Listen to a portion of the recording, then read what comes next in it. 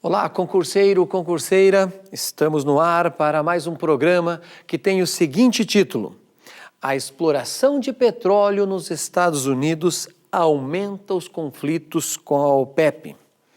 Concurseira e concurseiro, não é novidade que os Estados Unidos são os grandes consumidores de petróleo do nosso planeta.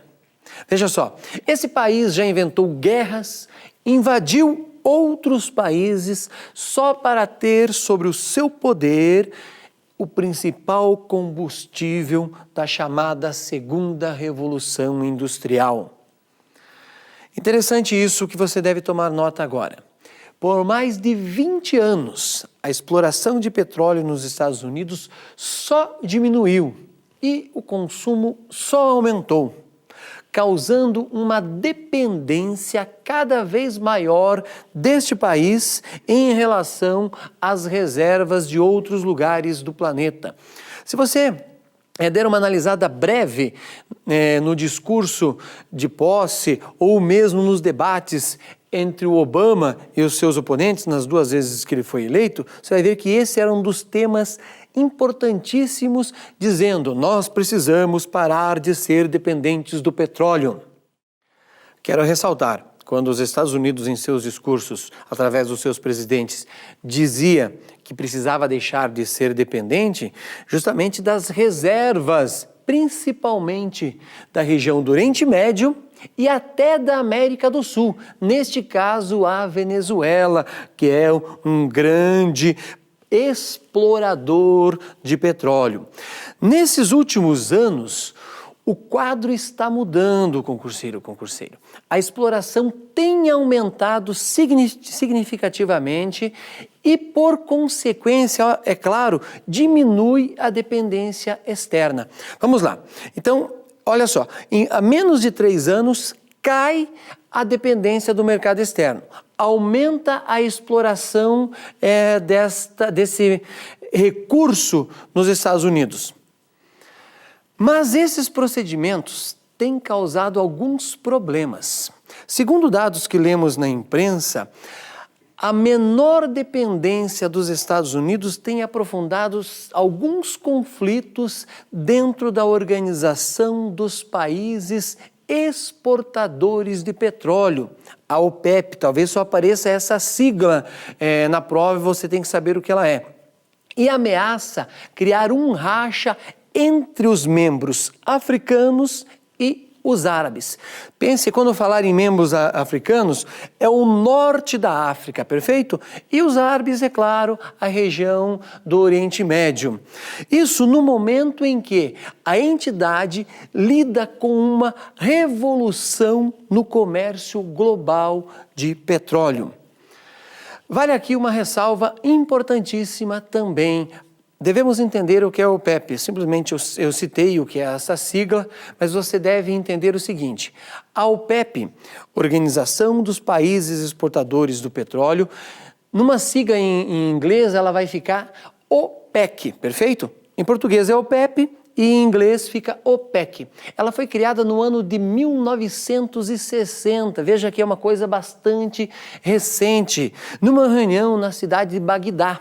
Por isso que pode aparecer também apenas como Conferência de Bagdá. É nesse momento que eles sentam à mesa, discutem a questão do petróleo. Se você notar, pouco tempo depois, lá no início dos anos 70, temos a crise do petróleo, porque daí essa entidade, nesse período, se organizou para promover a crise do petróleo, que começa lá nos anos 70, sabendo que um barril de petróleo estava em torno de $1.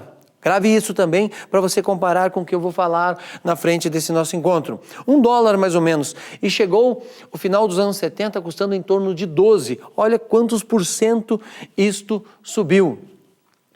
O objetivo era coordenar de maneira centralizada a política petrolífera dos países membros e assim controlar a oferta de petróleo no mercado internacional e, por consequência, impulsionar os preços, o que até então era evitado por parte de várias empresas, era controlado por várias empresas.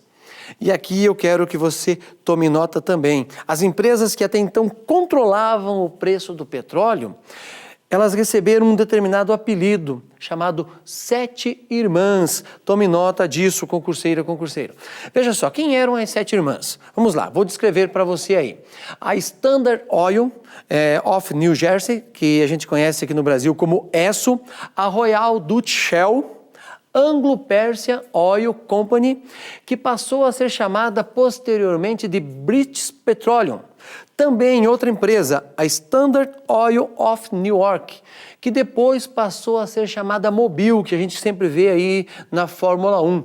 A Texaco é uma outra empresa como essas que eu acabei de citar, que se fundiu posteriormente com a Chevron.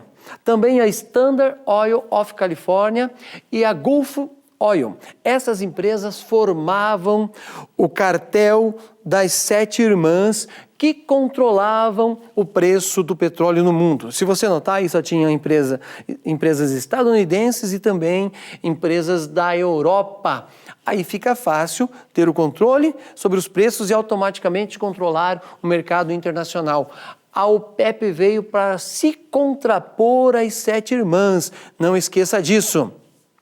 Agora eu vou te mostrar um mapa para que você olhe, tire uma fotografia mental e organize na sua cabeça onde estão no mundo os países que formam a OPEP. Acompanhe nesse mapa, vamos lá.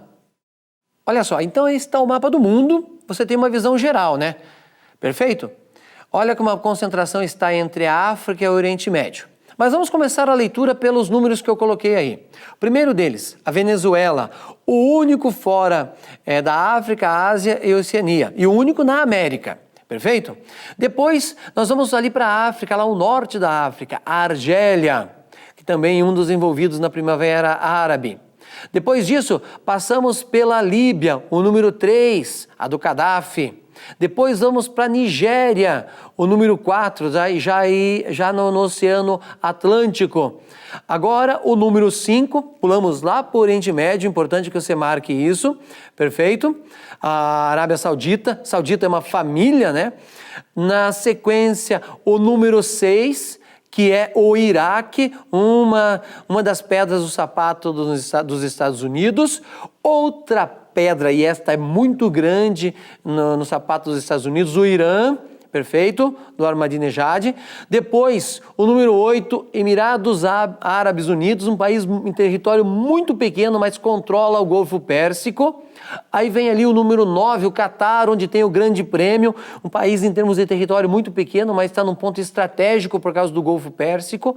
Aí vem na sequência o número 10, o Kuwait, e fugindo agora do Oriente Médio, indo lá para o final da Ásia, já chegando na Oceania, a Indonésia. Este grupo aí forma a OPEP, não esqueça disso. Concurseiro, concurseira. Veja que interessante quando você vê uma lista de países e você vai ao mapa. Então, cada vez que você estiver lendo um texto e tem uma citação sobre o país ou sobre um grupo de países, vá ao mapa. Ou veja na internet, mas tenha essa distribuição espacial. É interessante desenvolver esta habilidade. Agora que recapitulamos como foi formada e como é a composição da OPEP, vamos entender como os Estados Unidos conseguiram aumentar a sua exploração. Eu quero me certificar que você registrou essa palavra exploração. Eu venho numa bronca muito grande com os jornais dizendo todos os dias, a produção de petróleo, a produção de petróleo, a produção de petróleo. Seguinte, ninguém produz petróleo, o petróleo está pronto. Usar o termo para produção não cabe dentro da indústria. É exploração, quando você retira algum recurso que já está na natureza. Eu entendo que produção da gasolina, perfeito, do óleo diesel, perfeito, da parafina e os mais de 100 produtos que são tirados a partir do petróleo, ok, mas petróleo nós exploramos.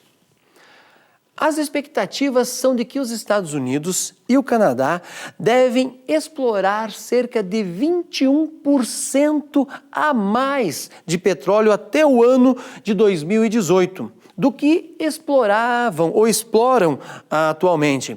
De acordo com dados da Agência Internacional de Energia, que vem divulgando que esta possibilidade é muito grande. E olha, acrescentar 21% dentro do próprio território é uma coisa sensacional. E lembre-se o seguinte, os automóveis ultimamente estão consumindo cada vez menos combustível. Hoje andar em Nova York é muito comum você pegar um táxi movido a energia elétrica, além do consumo ter diminuído. Se você for olhar como é que era o consumo nos anos 70 de um automóvel, como é que ele é hoje, fizer uma comparação, você vai perceber que praticamente dobrou-se a capacidade de quilômetros rodados por 1 litro de combustível. Esse aumento está na exploração. O aumento na exploração dos Estados Unidos está ligado ao petróleo de xisto, que existe também no Paraná. Aqui a gente chama de pirobitumoso. Esse xisto começou a fluir nos Estados Unidos depois do ano de 2008. Interessante você lembrar que é justamente quando começa a crise. Com isso, a produção dos Estados Unidos subiu a níveis altíssimos, os mais altos nos últimos 21 anos. Aí você se pergunta, o que aconteceu? Apareceu mais petróleo que antes não se sabia, no caso dos Estados Unidos? Por que não se tirava antes? Veja só, a explicação está na tecnologia que melhorou a exploração. E eu gostaria que você tomasse nota disso. O nome dessa tecnologia chama-se fraturamento hidráulico. No inglês chama-se fracking. Perfeito? Grave isso, fraturamento hidráulico, normalmente vai aparecer em português dessa forma, mas se aparecer a palavra fracking, você também vai relacionar com a questão da exploração do xisto e, neste caso, é mais ligado ao gás. Para você visualizar isso que eu estou falando, da tecnologia de fraturamento, eu quero que você acompanhe este vídeo que mostra para nós como isso acontece. Vamos lá. A maior jazida das Américas está a milhares de metros debaixo da terra. Há 400 milhões de anos, no meio do estado da Pensilvânia, esta rocha era lama no fundo de um oceano. Hoje, forma uma camada contínua, imensa, a mais de 1 quilômetro de profundidade, que atravessa 4 estados americanos: Nova York, Pensilvânia, Ohio e Virgínia Ocidental. Nosso guia é o geólogo Terry Engelhardt. Terry mostra que essa rocha, conhecida em português como xisto, é formada por moléculas de gás presas há centenas de milhões de anos. Foi Terry quem descobriu há 6 anos que essa camada de rocha, chamada Marcellus, contém 1,5 trilhão de metros cúbicos de gás, a segunda maior do mundo. Essa riqueza começou a ser explorada graças a uma nova tecnologia: a perfuração de milhares de poços que atravessam a rocha e injetam milhões de litros de água a altas pressões, abrindo as lâminas.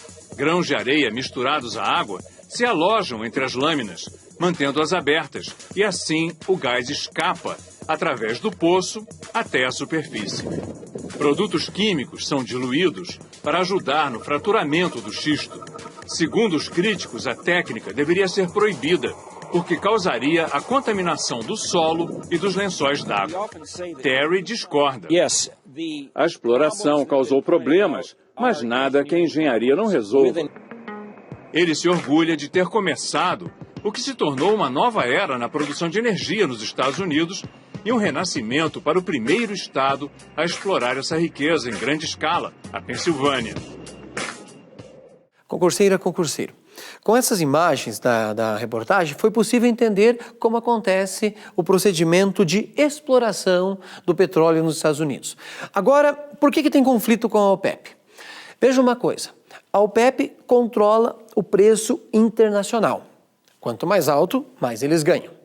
Os Estados Unidos tenta fazer este preço cair, de uma maneira ou de outra. Inclusive, falei no início que promove-se até guerras em relação a isso.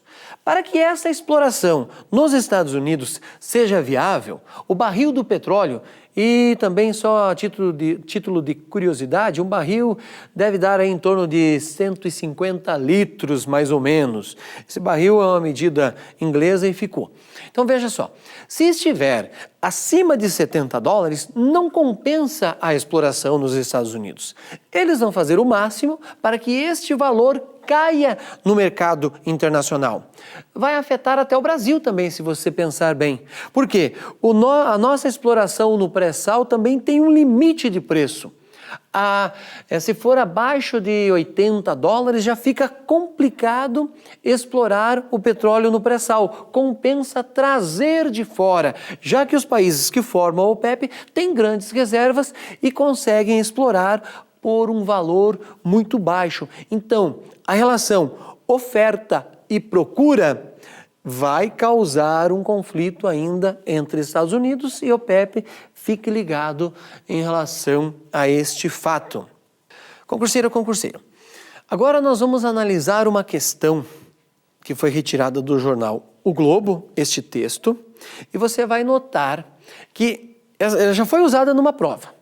Não significa que não se retire algo semelhante e coloque novamente em outra prova.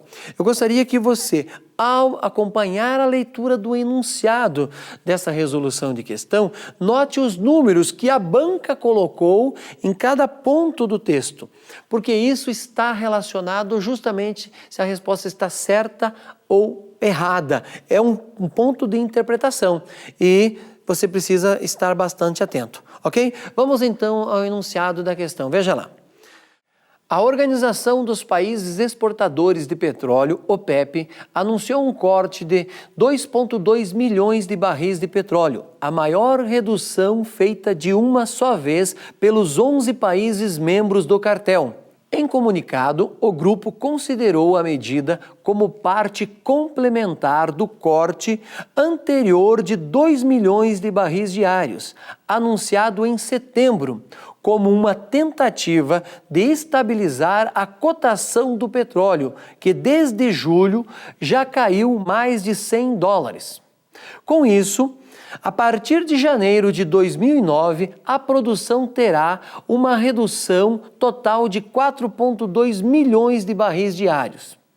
A medida, que foi acompanhada por países fora do cartel, não conseguiu, no entanto, segurar o preço da commodity, que caiu abaixo dos 40 dólares. Concurseira, concurseiro. Notou neste texto do jornal O Globo, de 18/12 de 2008, que toda a história se desenrola sobre o controle do preço do petróleo? Com certeza, quando existirem questões relacionadas a isso, um texto semelhante vai aparecer. Agora veja o comando da questão, olha lá. Julgue os seguintes itens a respeito do texto acima.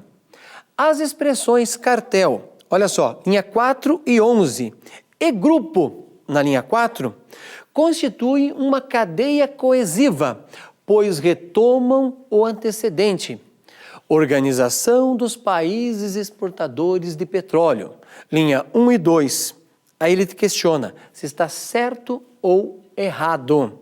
Só tinha esta opção. Significa que você tinha que ter uma noção muito boa de interpretação de texto. E quando você conhece o assunto, fica mais fácil. Neste caso, você marcaria a resposta certa e não a errada, como era a segunda alternativa.